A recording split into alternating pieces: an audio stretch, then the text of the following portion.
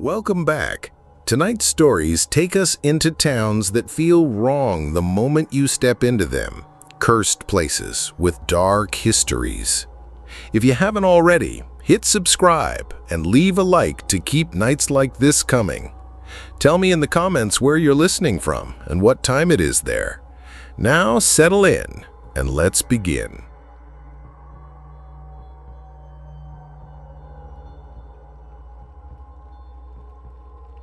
I used to drive through Centralia, Pennsylvania, on the way to visit family out near Ashland. If you've never heard of it, Centralia isn't really a town anymore. It's a wasteland. Quiet streets that go nowhere, foundations with no houses, and smoke that still seeps from the ground. The fire burning beneath the town has been going since the early 60s. People call it the mine fire, but most locals just call it the curse. The first time I stopped there, it wasn't on purpose. My GPS glitched, like it had lost its signal. I found myself on a stretch of cracked highway, the kind where weeds grow through the asphalt and the lines have faded to nothing. It felt wrong, like I had driven out of Pennsylvania and into some forgotten place. I pulled over, thinking I'd check my phone, but as soon as I stepped out, the air felt strange. It wasn't cold or warm. It was thick, almost chemical, and it smelled faintly of sulfur. That's when I noticed the smoke. Thin trails of it rose from the earth like steam escaping a pot. At first I thought it was just frost or fog. Then I realized it was seeping up from cracks in the road itself. Walking a little further, I found a patch of graffiti-covered pavement. Locals call it Graffiti Highway, the old Route 61. The ground was warped and buckled from decades of heat. Standing there, I felt a faint warmth under my shoes, like the earth itself was still breathing fire just beneath me. I'd heard stories about Centralia before, how the fire started in 1962, how it swallowed the town slowly, house by house, street by street. Most people moved out decades ago, but a handful refused to leave. They say the government forced everyone out, bulldozed homes, and left only the skeleton of the town. But the stories don't end there. Some people claim the smoke carries voices. I laughed at that part when I first heard it. But then, standing alone on that broken highway, I swear I heard something. A faint sound carried on the smoke. It wasn't the wind. It was softer, almost like words, too distant to make out. I told myself it was nothing, got back in my car, and drove away. But I couldn't stop thinking about it. A week later, I went back, this time on purpose. The second visit was worse. I went at dusk, when the whole place was tinted orange. The silence was crushing, broken only by the occasional hiss of smoke escaping cracks in the ground. As the sun dipped lower, I wandered further from my car, down into the old residential area where the houses had been torn out. Only empty driveways remained, like scars where families used to live. I stopped near what must have been someone's yard. The earth there was warm enough that I could see heat waves rising. And then I heard it again. Not just a faint murmur this time, actual whispers. Dozens of them, rising and falling like a conversation just out of reach. I spun around, expecting someone to be standing behind me, but there was no one, just smoke curling out of the ground, drifting past my legs. I tried to tell myself it was carbon monoxide playing tricks on me or the echo of my own breath in the stillness, but I swear those whispers got clearer the longer I stood there. I could almost pick out words. A woman's voice, a child's laugh, another voice saying my name. That broke me. I bolted back to my car, nearly tripping on the warped pavement, and didn't stop until I was back on the highway with real traffic around me. I haven't gone back since, but sometimes when I think about that night, I wonder what would have happened if I stayed longer. Would the voices have gotten louder? Would they have drawn me closer to the cracks? Centralia isn't just abandoned, it's buried alive, a whole town smoldering beneath the surface, refusing to die. And if you ever find yourself there, Standing on those cracked roads with smoke curling around your feet, you might hear them too, the voices of a town that never really left.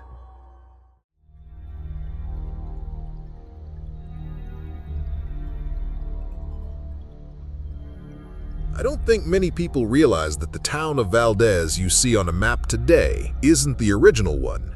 The first Valdez, the one built closer to the water, doesn't exist anymore.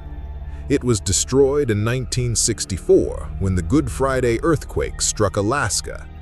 That earthquake remains the most powerful ever recorded in North America. Whole sections of land rose and fell like waves, and the original town was left shattered. Most of Valdez's survivors will tell you the ground didn't just break apart that day, it swallowed things. The old church especially went down in a way that people still talk about. It was Good Friday, and many of the townspeople were either in church or heading there. When the quake hit, the church shook violently, its foundations splitting. Some survivors swore they heard screaming coming from inside even after it was gone, after the earth literally collapsed and pulled the building into the harbor. That's where the stories get darker. I first heard about old Valdez from a diver I knew years ago. He was older, retired from the Coast Guard, and spent a lot of time telling stories at a bar in Anchorage where my dad used to go. One night he told me about the strangest dive of his career. It was sometime in the late 70s, after the town had already been relocated 4 miles west. The ruins of old Valdez remained under the harbor, and sometimes divers went down for survey work. He said he and his partner were tasked with checking some of the debris that had shifted deeper into the water. The conditions were bad, visibility low, water frigid. They followed their guide ropes down into the darkness where pieces of houses and twisted beams rested like an underwater graveyard. At about 90 feet down, they came across the remnants of the church. The steeple had collapsed, and the walls lay tilted, half buried in mud. But it was recognizable. The diver said the place gave him chills, even though he didn't believe in ghosts. As they explored, his radio crackled. At first, he thought it was just interference, but then he heard it clearly. A woman's scream. Sharp, panicked, unmistakable. He froze, thinking maybe his partner was in trouble. But when he looked, his partner was right there, wide-eyed, shaking his head. He had heard it too. The sound didn't stop. It shifted from a scream to a chorus of cries, as if multiple voices were bleeding through the static at once. Some were muffled, others shrill. The diver swore he could make out the sound of children crying. His partner dropped the survey equipment in panic, yanking on the guide rope to ascend. They surfaced fast, almost dangerously so, and clambered back onto the boat. Both of them admitted to hearing the same thing. But when they played back the radio recording later, it was only static. I didn't believe the story at first, but when I visited Valdez years later, I asked about old Valdez and the church. A woman at a local museum told me the same legend, almost word for word. She said survivors claimed that on the night of the earthquake, people nearby heard screaming long after the church was gone. Some insisted the cries carried over the water, mixed with the roar of collapsing earth. And here's the part that unsettles me most. Divers still report strange things when they go down near the site. Some say their equipment malfunctions every time. Others describe hearing distant voices in the water, as if the church is still holding on to that night. The ruins of old Valdez are off limits now, but people still fish and boat in the harbor. A few claim they've heard screams drift up from the water when the tide is right. One fisherman swore to me that as his boat passed over the site of the church, his radio picked up faint singing, like a hymn, before dissolving into static. Whether it's a trick of the water or something else, I can't say. But standing on the shore of the new town, looking out over the harbor, it's hard to forget what's underneath. An entire community, buried in silence, except for the voices some say still rise from the water. If you ever find yourself in Valdez, remember this. The new town is alive, but the old one is still down there, drowned but not gone. And if you listen carefully on a quiet night, you might hear it too, the screams of the church that never stopped.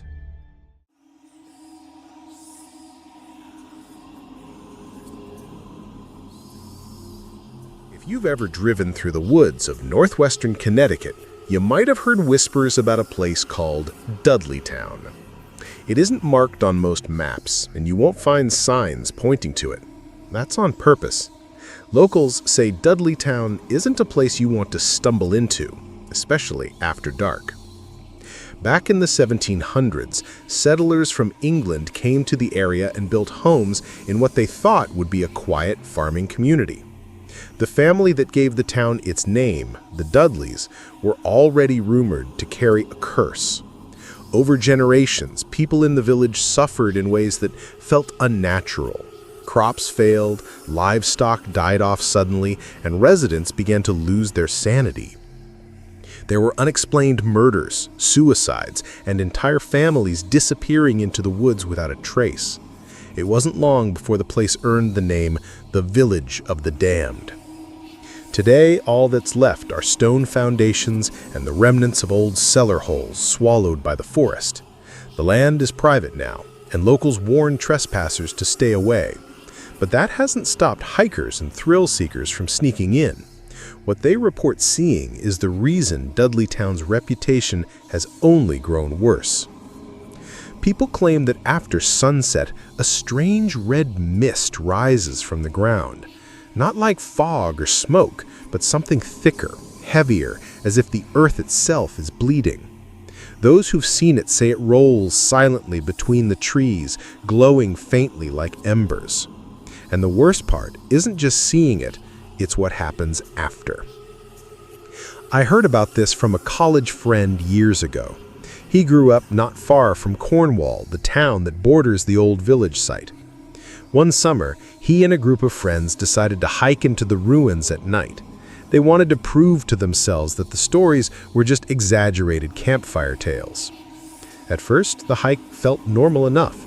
The woods were quiet, their flashlights bouncing off the tree trunks as they followed a faint trail. They came across old stone walls and collapsed cellar holes, proof that people really had lived there centuries ago. But the deeper they went, the heavier the air seemed to feel. Then they noticed it, a red haze low to the ground, barely visible in the beams of their flashlights. My friend said it looked like smoke from a fire that wasn't there. At first, they thought it might just be dust or pollen catching the light. But as they stood there, the mist grew thicker, curling around the rocks and slipping between their legs. That's when things started to feel wrong. One of his friends began breathing heavily, complaining that he felt like he couldn't catch his breath. Another said she felt like she was being watched, though no one was around. My friend himself said he felt dizzy, almost drunk, even though he hadn't touched a drop of alcohol. And then came the whispers. They weren't clear words, just a low murmuring that seemed to come from inside the mist. Every time they tried to follow the sound, it moved. Panic spread quickly. They decided to head back to the car, but the trail seemed different on the way out. They kept second-guessing turns, stumbling into old foundations that hadn't been there before. When they finally broke out of the woods, they were shaken and silent. The ride home was worse. One by one, they all admitted to hearing voices calling their names in the mist. Over the next few days, the group reported feeling paranoid and uneasy, like they were being watched constantly. My friend said he woke up at night certain there was someone in his room, only to find nothing. Another friend claimed she kept seeing flashes of red at the edges of her vision. The feelings eventually faded, but none of them ever went back. They swore the mist wasn't just in their imagination. Dudleytown is still off-limits today, and police will stop anyone caught trespassing, but the legends haven't died. People who've been close to the ruins at night still claim they've seen that unnatural red fog rolling through the trees. Whether it's a natural phenomenon or something darker, no one really knows. But the curse that followed the Dudleys across the ocean still seems to linger there. And if you ever find yourself walking the back roads of Connecticut at night, keep an eye out for the red mist, because those who step into it don't always come back the same.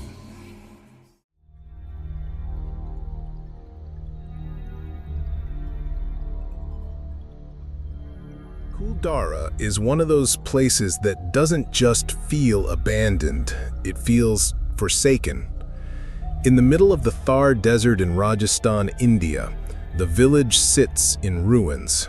Every house is crumbling, roofs collapsed, walls leaning in strange angles. But the strangest part isn't that it's empty, it's that it was abandoned all at once, overnight, sometime in the early 1800s. The story goes that when the Paliwal Brahmins fled, they cursed the land so no one would ever live there again. But if you visit Kuldhara, it isn't the ruined houses that stay with you, it's the well. At the center of the village is a wide, stone-lined well, now dry, surrounded by dust and broken bricks. Locals warn you not to stare into it too long. They say people have felt an invisible pull dragging them forward, and that everyone who peers inside leaves with misfortune following them home. I didn't really believe that when I visited in 2019. I was in India for work and had a few days off. A friend I made in Jaisalmer told me I should see Kuldhara if I wanted a real ghost story. He laughed when he said it, but his tone changed when I asked about the well. He told me not to go near it, and if I did, to never look straight into it. Of course, that made me want to see it even more. When I arrived, the village was completely silent. No birds, no insects, not even the wind through the broken walls, just dry air and heat pressing down. I wandered through the ruins and eventually found the well. It was larger than I expected, maybe 15 feet across, lined with smooth stone blocks. The inside dropped into darkness, even though the desert sun was high overhead. Something about it felt wrong, like the heat from the sun should have reached all the way down, but instead, the well seemed colder, almost damp.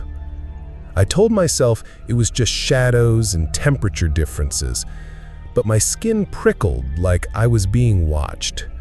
I leaned over and looked inside. At first, there was nothing, just blackness. Then, I thought I saw movement, a faint ripple, like water, even though the well was supposed to be dry. My ears started ringing, and I felt my chest tighten. That's when I heard it. A whisper, not clear words, but a voice. It sounded like it came from the bottom of the well, rising up faintly, carried by the air. My whole body went cold. I pulled back fast, my head spinning. The rest of the day, I couldn't shake it. I left Kuldhara as the sun was setting, but I felt heavier, like something had attached itself to me. That night, in my hotel, I dreamed of the well. In the dream, I was standing at the edge and the voice was clearer. It kept repeating one word in Hindi that I didn't understand. When I woke up, I had the same pressure in my chest as when I'd leaned over the stones. The following week, everything started going wrong. My phone died suddenly and wouldn't turn back on. A close friend back home got into a car accident. I got violently ill out of nowhere and couldn't keep food down for days. The entire time, I kept dreaming of the well. Always the same image, always the same whisper. When I finally told my friend in Jaisalmer what happened, his face went pale. He asked if I had looked inside. When I admitted I had, he told me the word I'd been hearing in my dreams. In Hindi, it meant down. I don't know if it was a curse, bad luck, or just my mind feeding on fear, but I haven't felt the same since that trip. Sometimes, late at night, I hear the whisper again. It doesn't matter where I am. It always sounds like it's coming from below me.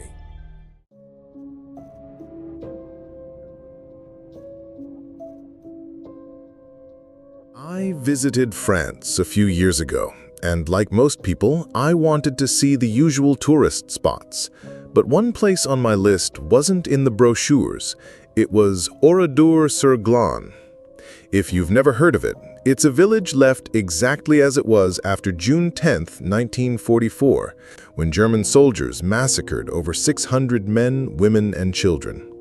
The ruins have been preserved as a memorial, untouched since that day. Walking into the village was like stepping back in time. The walls of homes stood half-collapsed, blackened from fire. Rusting cars still sat where they had been abandoned. The church towered in the center, its windows blown out. There was no sound, not even birdsong, just the crunch of gravel beneath my shoes. I'd read before going that people sometimes reported strange experiences there, but I brushed it off. I figured a place like that would naturally feel heavy. The first strange thing happened when I stood outside the burned schoolhouse. I could swear I heard faint laughter, children laughing, as if they were playing nearby. I froze because the town is uninhabited. There are no kids there.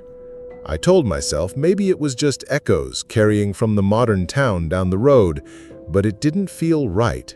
The sound seemed too close, almost as if it were inside the ruins themselves.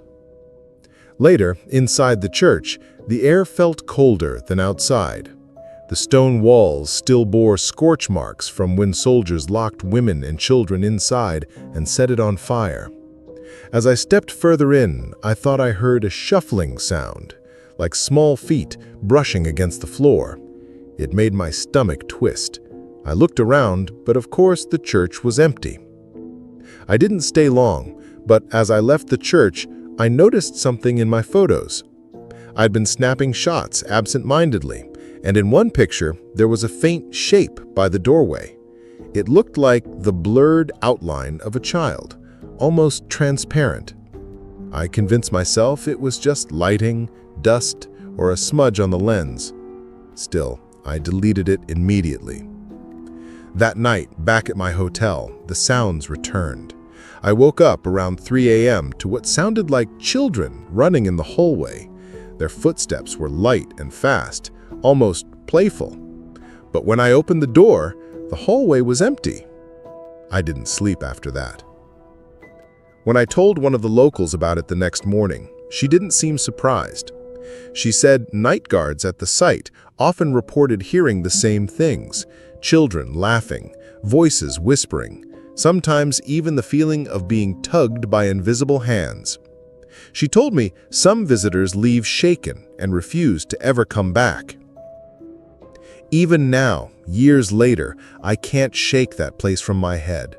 I can still hear the laughter if I think about it too long. And sometimes, when I'm walking alone at night, I get the uneasy feeling that small footsteps are following me, always just behind, but never close enough to see. It made me realize that Oradour isn't just a memorial. It's a graveyard where the past never fully died, and maybe the children trapped there never stopped playing in the ashes of their ruined village.